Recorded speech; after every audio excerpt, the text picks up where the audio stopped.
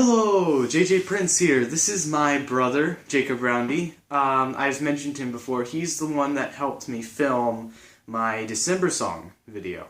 And he gave tons of help with that, and he's great. So, Jacob, is there anything you'd like to say about yourself before we begin on today's theory? Well, this theory, it's a pretty cool one. My brother and I have been working on this for like a month. It's like just talking about it every once in a while. And so, Merry Christmas. This is, he wanted to do this for a Christmas video, so. Christmas video, yeah. Only a few days till Christmas, so. Yeah, so that's about it. So we're just going to dive right into the theory? Yeah. So, it starts off, you all, if you don't know the story of the Polar Express, look it up, the movie version, not the book version. You have to have seen the movie for this theory to make any sense whatsoever. But in the movie, the main character of the Polar Express, we're just going to call him Henry since he's not given a name in the movie. And then there's the Hobo on the Polar Express. And you see, we have a theory that Henry is the Hobo when he grows up. That's the beginning of the theory. The theory goes on to mention that he's possibly even the Conductor and maybe even Santa. And that's not just because they're all voiced by Tom Hanks. There's actually some evidence that supports all these things that we're saying. So don't end the video just because we sound like lunatics, even though we kind of are sometimes. But so first the Hobo. That's kind of the first part. These are all the key characters. Hobo's kind of the first character. He's not the first character that Henry meets on his journey, but he is sort of the first in a way.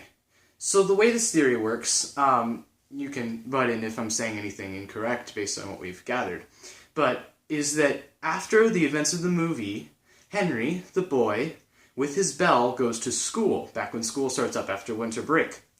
And when he arrives back at school and tries to tell his friends about the magical journey he's had, obviously none of them believe him. They think the bell is broken, they think he's insane.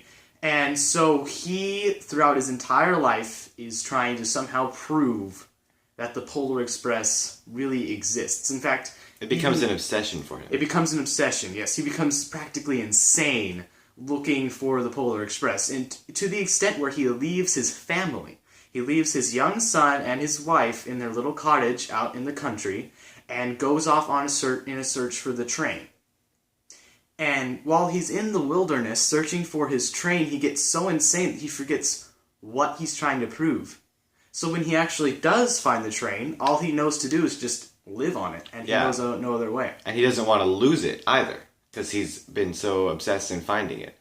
And so he stays on the train, and then when the train goes through a flat-top tunnel, you can't live on the roof like that. And so he dies that way. The reason he's not allowed to go in the train, just mentioned, is because he doesn't have a ticket. And he knows that. That's one of the few things that he remembers in his now insane mind.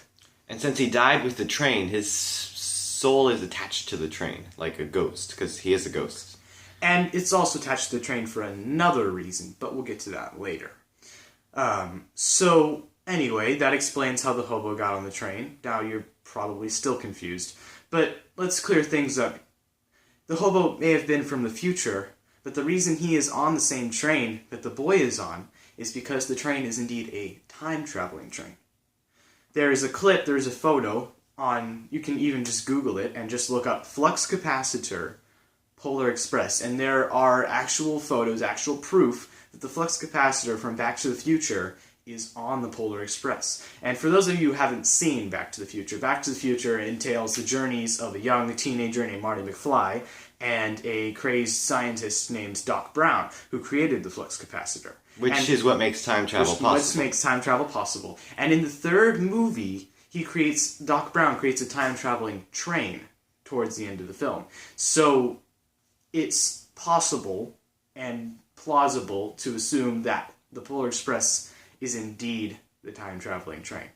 And there is proof. Like I said, just Google up the photo and you can see it. Yeah. So we know that it can time travel. So it makes sense that the Hobo could possibly be the boy, and he would give his son would be Billy, and that's why when he leaves Billy and his wife, that's how they get left in poverty. And that is why Billy is so depressed, because Billy can somehow still hear the bells immediately. He acts like he's wavering in belief, but it's not really that he doesn't believe in Santa.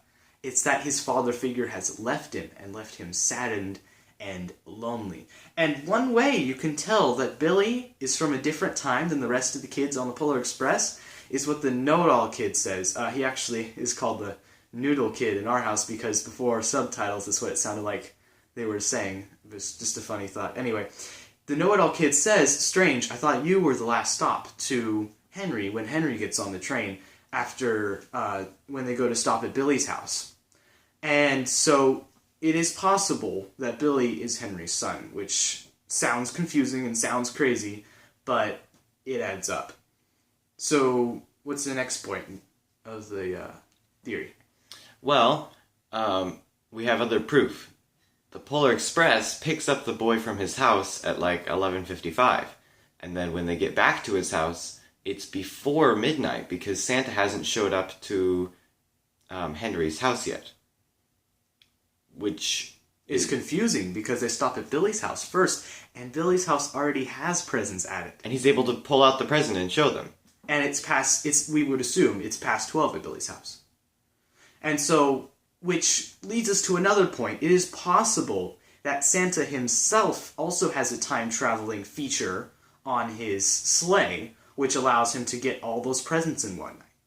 Because he can possibly just travel back in time, go back to the North Pole, get more presents, and then go back out on his journey. Yeah, a part of the theory we had was that Santa, wasn't this part of the theory that Santa, the North Pole does not exist in time, and it's always like 11:55, and then, or something, and how Santa is able to go to all the houses in one night, but he also goes to all the houses in every time at Christmas. And that's how Santa's able to live so long. It's because Santa's not actually living so long. It's that the entire North Pole is an entity. That is why scientists and explorers find it barren and desolate, because the magical North Pole is a separate entity from the universe. And the Polar Express is the only way that you can get to the magical North Pole. And so that shows that there's both time travel and magic involved with this, which makes it incredibly complicated. But I think it's pretty interesting. So we've covered the hobo and how the boy is the hobo, and that all seems to add up. So next we move on to the conductor. The conductor is the boy because, well... They're the same voice actor. Other than the fact that the adult boy is the same voice actor. At the end of the movie, that's the thing, is a lot of things happen towards the end of the beginning of the movie, which are the same time, so it doesn't exactly matter what time. But at the end of the movie, when the boy loses his bell, something changes. Because of all the time traveling that the hobo's done, he changes his own timeline, changes his own younger self's timeline to the point where the bell rolls out of his hands, the hobo grabs the bell from the boy so that not even Santa can find it and give it to him. The hobo steals the bell, and then when the boy leaves to go inside his house, he doesn't know that he's not going to receive the bell tomorrow morning. And that almost makes the hobo not even exist anymore. Because he's taken the bell, he's taken the only piece of evidence, so when the boy wakes up, he's going to simply think, oh, it was all a dream. And he's never going to worry about it, never going to become insane, and just never really anything. And it's going to make the hobo cease to exist. And then his family, the boy's family, will die later on, possibly, and then when he has no one to live with, the Polar Express will take him in. Yes, that is... And the timeline itself becomes weak, which is possibly why the Polar Express takes him in, is because the timeline itself is unstable due to what the hobo has done by stealing the bell. And so the conductor takes the boy in to the Polar Express so that it can live in the entity outside of the timeline, while the timeline is shifting and changing and can possibly make the boy cease to exist. And the conductor doesn't want the boy to cease to exist because the boy is also the conductor. And basically how this works, this is kind of the crazy part of this theory. There's a lot of crazy parts, but is that the conductor takes in the boy as his apprentice, as his junior conductor. And then the conductor eventually gets too old to run the Polar Express and has to take up refuge in the North Pole and can no longer live on the Polar Express, leaving the junior conductor on the Polar Express. And this junior conductor becomes the actual conductor. And the conductor becomes Santa after Santa gets too old. And that is where the theory concludes. And so by proving the boy's the conductor, we have also proved that the boy is Santa. Is there anything else you want to add? Well, also the hobo, when the hobo is only seen by the boy and felt by the conductor. No one else sees the hobo. That's because the hobo is the same person as both of them. And the way the hobo talks to the boy is that the hobo is almost mocking the boy for believing or not believing. Because people mocked him for believing so long. And that's why he's become this sort of deranged lunatic. Yeah, and And wait, I forgot. Sorry, I forgot one point.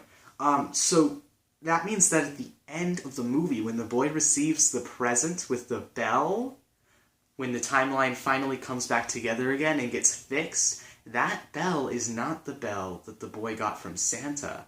That bell is the bell that the conductor, who grew up, had taken from the hobo. And then the conductor is now Santa and gives it to the boy. And has an extra bell. No, he gives the bell to the boy that the bell receives from the sleigh. And then he has this extra bell in a box. That's how you saw it. The extra bell? Wait, where's the extra bell from? That's the one he took from the hobo.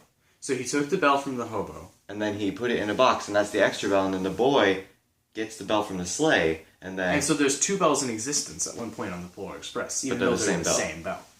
It's kind of one of the more confusing parts.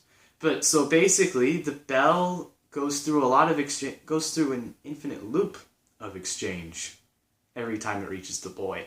And the timeline goes between existing and non-existing and jumbles up based on the events of the hobo and the conductor. So the events of the actual movie follow the hobo timeline for the most part. And that just about wraps things up for this theory. It's pretty crazy. We probably on another video could fabricate a timeline to show you, but that's about it. So I appreciate my brother coming around here and helping make this theory with me. You know, he's got a lot of great ideas, and if you want to see him with me and more stuff, we can collaborate more often, especially during this holiday season before school comes back around. So if there's any ideas that you have, you know, put them in the comments. If you want us to do some sort of other theory paired up, we have a couple more ideas that we've been working on. For those of you who are Legend of Zelda fans, we are going to produce... We don't want them to know. We're going to produce a Legend of Zelda theory. You won't get to know what until it comes out. But, this Legend of Zelda theory is something that we've also been working on together for quite some time. It's hit a few bumps, but it's getting there. So, thank you so much once again for watching. If you want to see some of the other theories, then they will be in the iCards, just kind of appearing there every once in a while. If you know what the iCards are, they're just kind of a white bar that appears there. Everyone knows what they are. Never mind. But anything else you want to add before we sign off? Well, if you guys think this theory is plausible, or if you have stuff to add to this theory, other evidence, just let us know in the comments. Let him know in the comments. It's not my channel. He can be a part of it, though. If you want him to be featured in lots more stuff, you know, he can sing too. He can help me with my guitar covers if you want him to. So just put in the comments if you think that this guy's pretty cool, if you think that he should be in more stuff. You know, we're bros, we hang out a lot, so whatever you want. So that's about it, and I'm saying so way too many times. But this has been JJ Prince and Jacob, and see you later.